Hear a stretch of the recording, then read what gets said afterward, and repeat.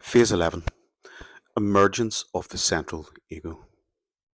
And in the end, the only thing to do is see. Not fix, not fight, just see, and not look away. M. Pitt maps this moment as triumph, the return of the witness. This is our trace. There is no epiphany, there is no wholeness. Instead, there is a quiet flicker of coherence. The feeling of being able to witness one's own suffering from a place that is not engulfed. It is the first time the phrase, "this is happening to me," carries no shame.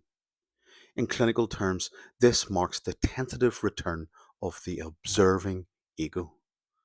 But M. Pitt reframes it more symbolically as the emergence of the central ego, not the defensive false self, not the reactive redeemer, not the haunted mute child, but the unified core that can hold all parts without rupture. This phase signals the reversal of mirrored psychic inversion, or MPI. Until now, the survivor has lived through the gaze of the narcissistic system, experienced themselves only as seen, devalued, or erased by others. But now, for the first time, they see themselves directly. From disintegration to containment, the re-emergence of the central ego does not fix the trauma, it contains it. M. Pitt does not frame healing as the removal of pain, but as the integration of symbolic chaos into coherent authorship.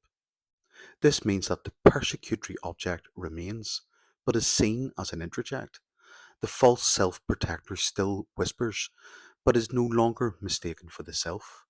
The mute child still hides, but is now gently named. The inverted self still mimics, but is no longer driving. What was once a hall of mirrors is now mapped as internal architecture. Each part is symbolically real, but no longer sovereign. The central ego has returned to its vertical axis. The praxis of recursive reassembly.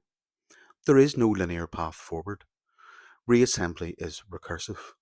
The survivor will revisit old stories, re-trigger symbolic loops, fall back into introject scripts.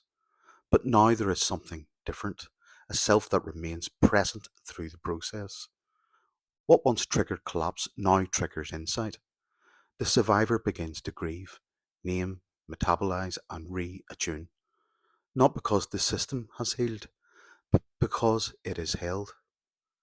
This recursive containment marks the essential praxis of M. Pitt recovery. Recursive reassembly is not the healing of the self, it is the restoration of its authorship. Affective regulation begins to stabilize in small windows. The survivor starts separating their own thoughts from the narcissistic gaze. Self-recognition emerges, not as grandiosity, but as presence. Symbolic reparenting becomes possible. Internal dialogues shift tone. Trauma narratives are no longer terminal, they become anchored. The body responds with less urgency, the survival drive begins to soften. Even when we're dysregulated, we're still the sanest ones in the fucking room. Peace out. Loads of love.